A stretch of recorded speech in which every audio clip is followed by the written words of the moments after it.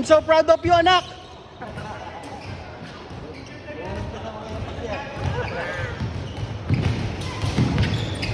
Manang-mana ka talaga sa tatay mo.